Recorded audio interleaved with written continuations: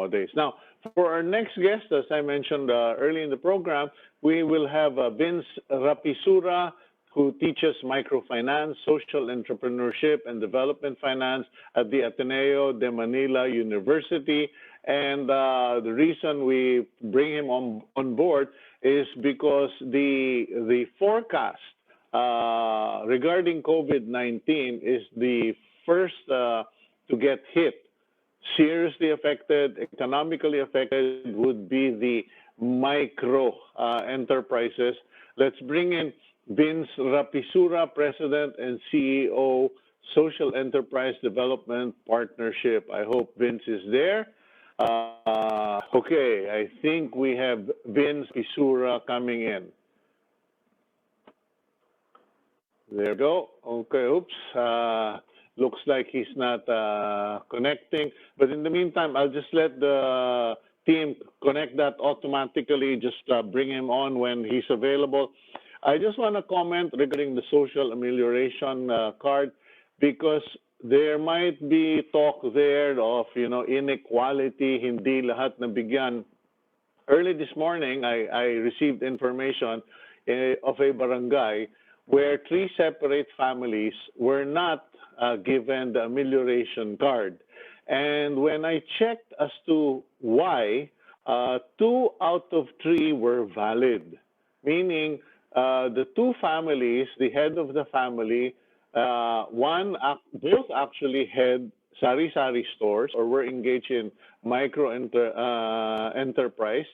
One was a rice vendor, small scale backyard rice vendor, kilo, and the other one had small sari-sari store. But both of the heads of the family were gainfully employed, and therefore they do not fall under the pangtawid program of the government, because they're not poorest of the poor. So that's understandable, and many people there, if you hear information such as this, that there is inequity or it's not fair or someone is being selective, you have to understand that the social amelioration cards, the priority right now is para doon sa walang-wala, the poorest of the poor. The other case was a problematic situation, because the person in this situation had 8 kids, or I think 7 or 8 kids, and was a security guard, but he was technically employed by this village or this facility that he was living in. So he wasn't really destitute. Well, yeah, he is destitute in that sense, because you've got 7 kids and you're living on a security guard's salary. That's not much. But there are many people out there who have nothing. There are tricycle drivers who can't work. There are people who are laborers, I know, daily wage earners, who can't work because they can't commute. In fact, I know of some people in Lipa who pedal their way to workplaces. Now they can't leave the house because their barangays are quite strict regarding this ECQ. So just not to defend the government, but fair is fair.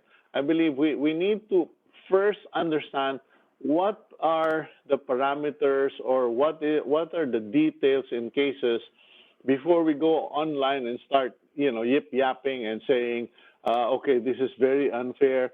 Okay, and now we have Vince Rapisura available. I do hope we can get him in this time. Vince, are you now? Okay, there you go. Yes. Vince, welcome to the program. Hi, Sito. Good morning, and thank you for having me.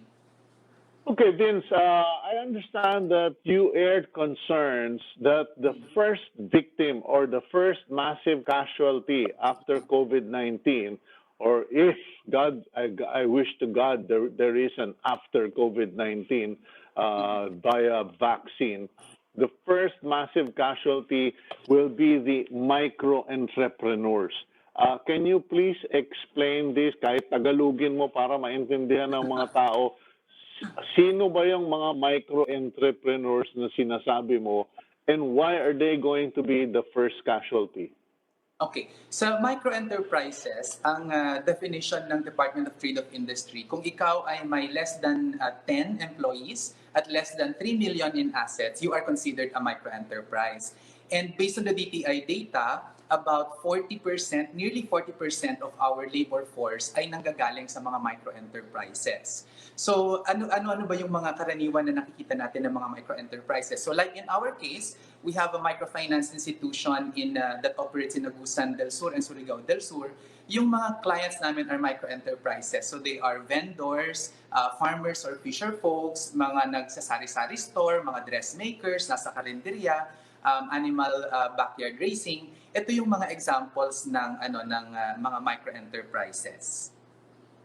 So sila yung tinatamaan ng sila talaga yung tinamaan. We did a community assessment para mapulsuhan yung sitwasyon sa kanila. So we did one on March 15, another one on March 30, and then just yesterday ay kakatapos namin nung continuous na community assessment namin. And what we found out was that noong March 15, 20% ng mga microenterprises ang nagsara na ng kanilang mga negosyo at 40% ang nag-report na humina. Yung remaining 40 hindi namin makontak. Noong March 30, yung 20% na nagsara, ngayon lumaki na to 40%. Tapos the remaining nagsabi na humina yung kanilang negosyo. Kanina, April 5, nung nagtanong kami, talagang marami nang nagsara, lalo-lalo yung mga sari-sari stores. So kung dati yung mga sari-sari stores, ang sabi nila humina yung kanilang negosyo, now they're saying that they have to consume their own goods kasi kailangan nilang mabuhay. So yun yung sitwasyon on the ground na nakita natin na epekto ng lockdown with this COVID-19 quarantines.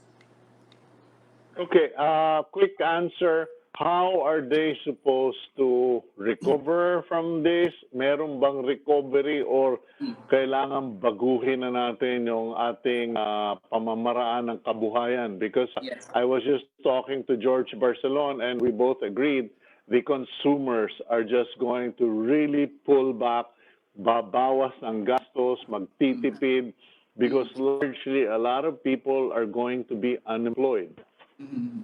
Yeah, immediately, ang kailangan talaga nila ay relief operations, no? Relief goods. And based on what we've researched, only 49% of our members ang naka-receive ng relief goods from government. So I think kailangan pa talagang step up ng government yung pagbibigay ng relief goods sa kanila kasi marami na nagre-report na nagugutom na sila. Tapos doon naman sa cash amelioration na ibibigay ng gobyerno, only 2% ang nag-report sa amin na nakakuha na sila ng cash amelioration from the government, no? And we're hoping na talagang maibigay ito agad.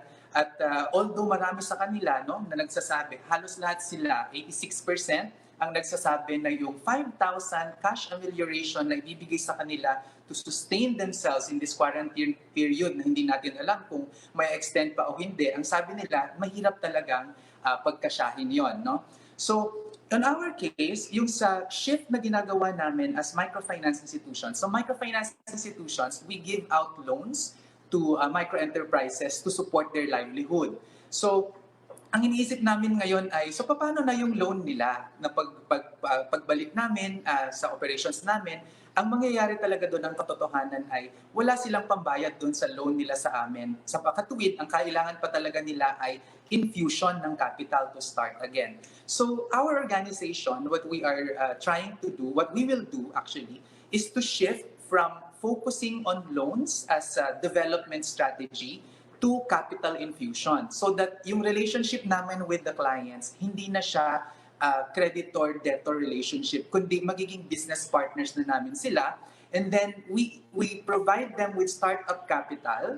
And then eventually, ang mangyayari is they buy back that equity portion, that capital contribution, para maging kanila ulit yung business. Kasi kapag utang yung pag-uusapan natin, talagang mababaon sa interest ang mga mahihirap. Okay. Thank you very much. Thank you very much, Vince. I think that's a good idea. Partner up with those who are struggling give relief to those who really don't have anything. Thank you very much for your inputs, Vince. Thank you also.